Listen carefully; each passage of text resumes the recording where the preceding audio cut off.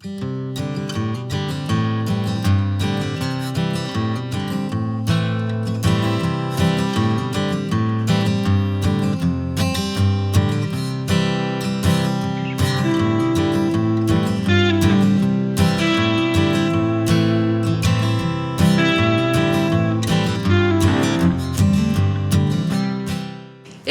suis ravie de vous retrouver dans cette nouvelle vidéo. J'espère que vous allez bien. Pour ceux qui ne me connaissent pas, je suis Pin-Up Mom, hyper active sur les réseaux sociaux, en tout cas sur TikTok, Instagram et sur YouTube, autour de la parentalité, du body positive, du lifestyle de manière générale et souvent des alternatives clean qu'on peut trouver au niveau écologique. Ça fait quelques temps que je réfléchis à faire cette vidéo et je me suis dit que c'était vraiment une bonne idée. Depuis quelques années maintenant, je cuisine presque tout moi-même, j'essaye d'acheter le moins de choses possible emballées. Déjà parce que économiquement c'est pas du tout intéressant, par exemple d'acheter des plats pré-cuisinés ou des choses comme ça. Moi j'ai le sentiment que ça revient au contraire beaucoup plus cher. Et mon autre problème c'est que tous ces emballages il va falloir s'en débarrasser, donc les mettre à la poubelle. Ça pose un réel problème au niveau écologie aussi. Le dernier problème que ça me pose, c'est que je suis persuadée que les plats qu'on fait à la maison sont bien meilleurs que les plats qu'on achète pré-cuisinés. Alors bien évidemment je ne critique pas les personnes qui se servent de ce genre de plats, de ce genre de préparation pour gâteaux, etc. Chacun fait comme il peut et comme il veut avec ses propres moyens, mais c'est vrai que dans ma vision des choses, étant donné que j'ai la chance de pouvoir travailler à la maison et donc de rester avec mes enfants, eh bien je préfère prendre un petit peu plus de temps pour pouvoir leur cuisiner quelque chose qui est appétissant et qui est fait avec amour. Aujourd'hui je vais donc vous proposer une vidéo un petit peu particulière, c'est une vidéo sur laquelle je vais faire deux gâteaux.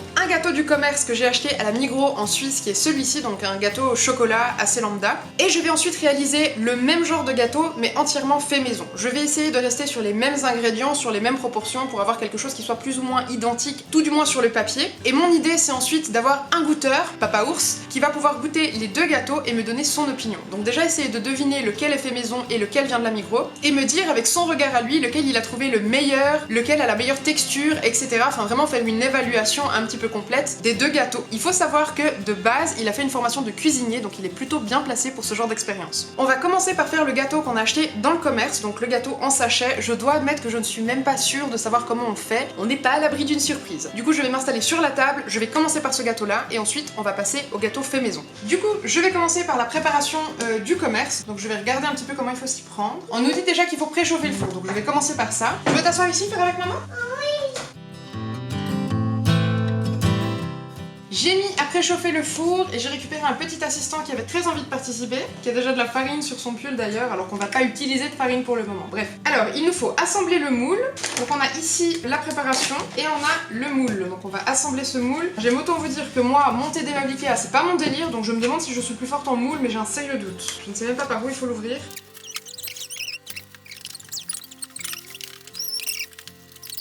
Je dois vous avouer que je galère un petit peu. J'ai pas compris du tout comment on était censé monter ce moule. Plier les côtés A et B vers l'intérieur jusqu'à ce que le moule soit stable une fois posé. A, B.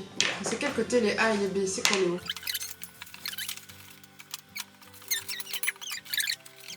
Ah, peut-être que j'ai compris. Miracle. J'ai l'impression qu'il faut avoir fait une école supérieure pour monter ce moule. Déjà là, ça m'a l'air bien plus simple de faire un gâteau maison.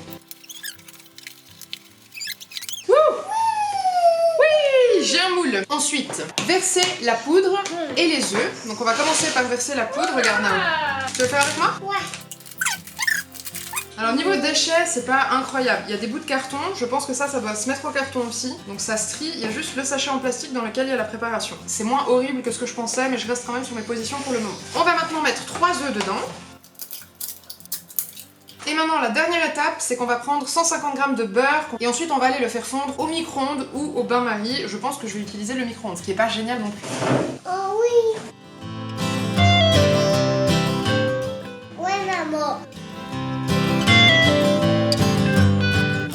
Donc on a maintenant la préparation, on a le beurre et en fait j'ai réalisé qu'il fallait aussi mettre 1 déci d'eau. Donc c'est même pas du lait, c'est de l'eau. Attends Loulou, tu veux mettre le beurre dedans? Ouais. Maintenant on va mettre de l'eau, est-ce que tu veux mettre toi l'eau dedans? Ouais. Tu mets tout doucement. On va mélanger un peu la préparation. C'est trop bizarre en fait, c'est beaucoup plus fin que de la farine, la texture est hyper particulière, du coup ça se renverse vraiment trop facilement. D'ailleurs je me demande aussi quel est le résultat visuel. C'est vrai que sur la photo j'en ai pris un qui donnait quand même relativement envie, et on sait très bien qu'en général quand on voit de la nourriture sur une photo et en vrai c'est jamais la même chose. Donc on verra ce que ça va donner. Tu veux mélanger un coup Nao? Ah oui. Maman, ouais, il reste bien. Toi tu mélanges bien? Bon, en tout cas, c'est très simple. Je crois que ce qui m'a pris le plus de temps jusqu'à maintenant, c'est le fait de monter le moule, pour lequel je pense que j'aurais eu besoin effectivement d'un tuto YouTube ou quelque chose comme ça. Si quelqu'un a envie de faire un tuto YouTube pour ce genre de carton de cuisson, c'est avec grand plaisir, quoique je ne suis pas sûre de m'en servir parce que je ne referai pas cette expérience.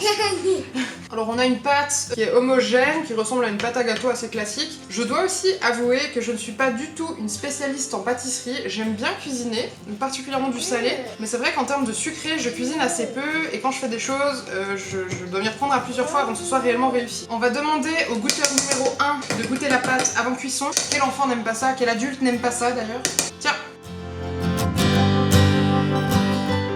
Mon idée après pour avoir deux gâteaux qui se ressemblent, c'est donc deux gâteaux au chocolat, hein, la recette sera plus ou moins la même, donc ils devraient avoir plus ou moins la même tête. Et je vais rajouter ensuite du sucre glace, j'ai pris du sucre glace à mettre sur les deux. Je me dis que potentiellement Papa Ours va peut-être être piégé par le sucre glace dessus et du coup ne pourra pas forcément visuellement différencier les deux gâteaux. Donc voilà, j'ai réussi à tout mettre dedans. Il est homogène, il remplit bien le bac comme il faut, de toute façon ça va lever à la cuisson techniquement. Est-ce que c'est bon Nao?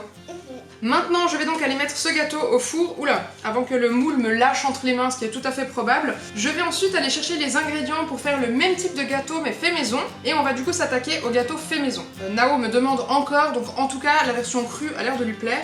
Moi j'ai goûté, je dois avouer que le goût est assez particulier. C'est pas mauvais, mais c'est très sucré.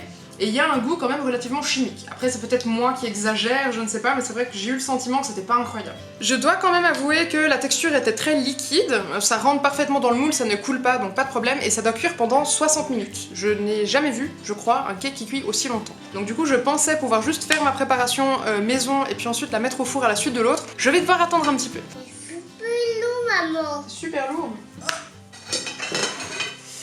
Et ce qui est bien, c'est qu'il nous faut plus ou moins les mêmes ingrédients. Il faut par contre moins de beurre et ça tombe bien parce qu'il me reste pile la quantité qu'il faut. Du coup, je vais commencer par faire fondre 200 g de chocolat noir que j'ai acheté à la Migros, très classique, avec 100 g de beurre, pareil que j'ai acheté ce matin, que j'ai utilisé également pour le gâteau précédent. Et je vais ensuite faire le reste dans ce plat avec Nao. Ils volent? Ouais. Je mets ça vite au bain-marie, je reviens. On va commencer par mettre 2 cuillères à soupe de farine, ce qui est vraiment pas énorme. Je me demande si j'ai pris vraiment la bonne recette. On va ensuite mettre 13 cuillères à soupe de sucre. Ça m'a l'air énorme, énorme.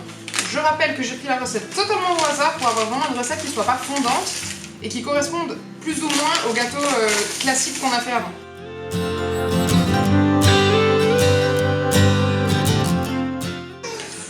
Alors tu peux mélanger avec ça si tu as envie. Je vais aller chercher pendant ce temps de la levure chimique qu'on va ajouter à l'intérieur des poudres. Maman, c'est cool de le Moi aussi je t'aime. Alors une cuillère à café de levure chimique.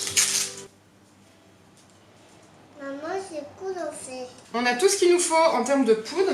Regarde là, on va mélanger un tout petit coup les poudres. Voilà, tiens, tu peux faire tout doucement à l'intérieur, d'accord?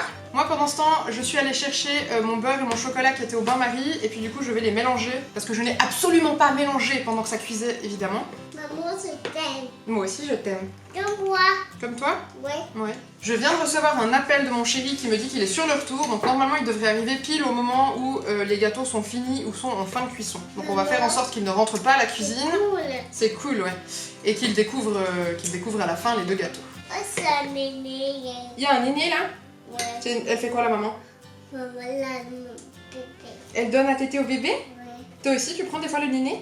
Ouais. Ouais, mon petit chéri. Je vais rajouter les 3 œufs, donc exactement la même proportion en termes d'œufs que dans la préparation d'avant. Tout ça. C'est trop chaud! Nao trouve la farine vraiment très chaude. Là on est sur des œufs bio, hein. Attention, c'est plus le même standing qu'avant. Maman, c'est cool en fait. C'est très cool, ouais. Tu aimes faire à manger avec maman? Ouais.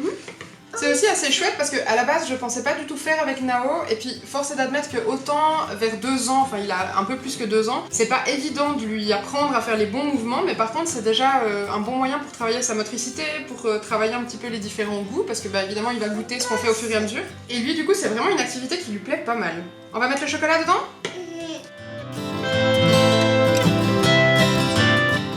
Je dois bien avouer que moi les cakes c'est pas ma spécialité, d'ailleurs ça se voit parce que je n'utilise aucun ordre particulier pour mettre mes ingrédients. J'ai un petit peu de la peine à suivre les recettes de cake à la lettre. Donc je l'ai fait un petit peu à la one again, c'est-à-dire que j'ai mélangé d'abord les poudres et j'ai ajouté ensuite les œufs. Voilà, on a une pâte qui est plus ou moins homogène, on va rajouter le chocolat à l'intérieur. on a notre préparation qui est complète.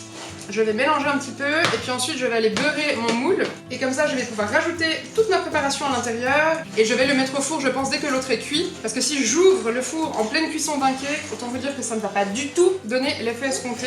Dites-moi dans les commentaires ce que vous aimez cuisiner. Moi j'ai vraiment beaucoup de plaisir à découvrir des nouvelles recettes et puis à tester des choses mais c'est vrai que je me penche généralement plus sur du salé. Pendant que Nao termine de mélanger, je vais aller chercher le plat et je vais venir le beurrer et puis ensuite mettre la pâte à l'intérieur. Donc je verse ma préparation pendant que Nao goûte encore une fois.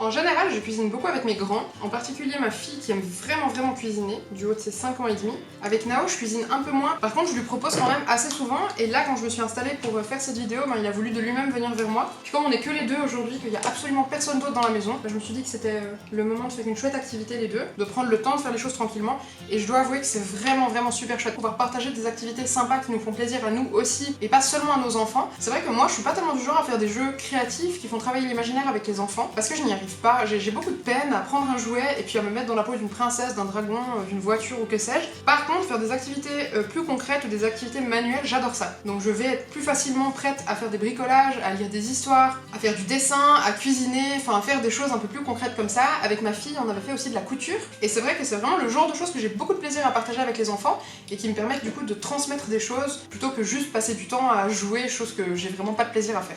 Je me suis permis de goûter la pâte qui restait sur la cuillère puisque Nao est déjà en train de dévorer une cuillère, il en a assez. La pâte est moins sucrée, le goût de chocolat est plus présent, je retrouve pas ce goût de chimique évidemment, et la pâte est beaucoup plus épaisse. En dehors de ça, ça a l'air plutôt pas mal.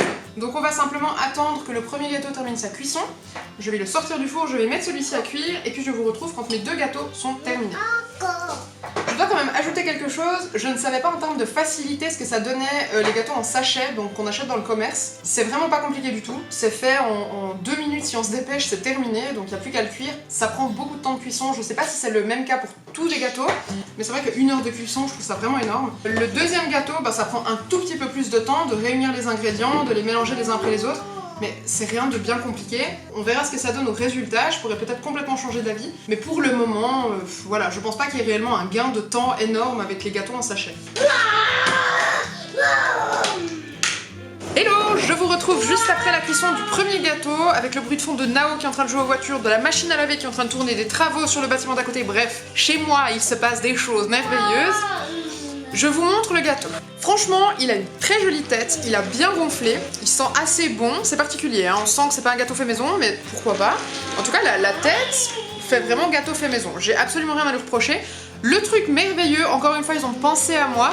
Ils ont choisi un espèce de carton qui ne chauffe, enfin je sais pas comment dire ça, mais en fait du moment où j'ai sorti le gâteau du four, ça ne m'a pas brûlé les doigts. Alors le fond là, oui forcément, par contre la partie là n'est absolument pas chaude malgré une cuisson d'1 heure, ce qui fait que Madame la Gaffe ne s'est pas fait mal pour une fois, parce que alors moi je suis la spécialiste pour ne pas réfléchir et prendre les plats directement depuis le four. Ça m'est arrivé plusieurs fois, j'ai des cicatrices sur les mains. Je suis aussi la spécialiste pour me couper les doigts au lieu de couper par exemple des carottes. Bref, une catastrophe, je suis une catastrophe. Donc ce gâteau, il a l'air d'avoir une bonne consistance. Je pense qu'on va pouvoir couper des belles tranches dedans qui va pas s'émietter. Le deuxième, il cuit 25 minutes à la même température que le premier gâteau. Donc le premier gâteau a cuit 60 minutes et le deuxième 25 minutes. Donc je me demande à quel moment ça peut donner la même texture au final, on verra bien. Recoucou, j'ai sorti mon gâteau du four et franchement, je suis hyper surprise. Il est vraiment, enfin pour dire que je réussis jamais des cakes, je vous le disais en début de vidéo, bah celui-là, il est incroyable. Est-ce que vous êtes bien assis? Parce que vraiment là, il faut s'attendre au sommet, quoi, le top du top, vraiment. Hein. C'est un échec, un échec. En fait, il est brûlé. Oui. Donc non seulement j'ai mal fait la recette, et en plus j'en étais consciente, mais en plus, franchement... Y a pas photo, y a pas photo. Malheureusement pour moi et pour cette vidéo, c'est un échec. Pour quelqu'un qui s'en sort avec un gâteau, on est bien d'accord que le gâteau maison vaudra beaucoup plus la peine. Là en l'occurrence, cette vidéo YouTube est l'échec de ma vie. Et en plus j'en fais tomber des morceaux alors que je suis dans ma chambre à coucher parce que papa ours est rentré du travail. Bref, je vais lui servir une tranche de chacun, hein. On va voir s'il fait la différence. Mais vu qu'il connaît mes talents culinaires, en particulier pour les cakes, je me fais pas trop d'illusions. Alors, je sais pas ce que vous en dites au niveau de la présentation, mais je pense que ce n'est pas nécessaire de rajouter du sucre glace. Hein. Voilà, je vous laisse deviner lequel est lequel. Hein. Cette espèce de pâté, c'est donc le gâteau maison. Je vais aller lui présenter ça. Ah, je l'aime trop. Maman, pourrais te voir? Voilà, donc tu as un gâteau maison et un gâteau du commerce en sachet et tu dois essayer de deviner lequel a été fait par moi. Ok. Je suis prête à parier que tu ne vas pas trouver. J'ai déjà un petit doute au niveau de l'esthétisme. J'ai un doute que celui-là, il vienne du magasin en sachet. Mais je vais goûter. Tu veux goûter aussi, Nala? Oui. T'en penses quoi, toi, t'aimes? Moi, Celui-là est bon. Celui-là, par contre, il y a un seul bloc. On va dire que quand je regarde celui-là, j'ai l'impression que c'est un vrai morceau de cake au chocolat. J'ai pas l'impression que quelqu'un est passé avant moi dans l'assiette. Tu veux goûter aussi, Nala? Tu veux goûter le gâteau? oui.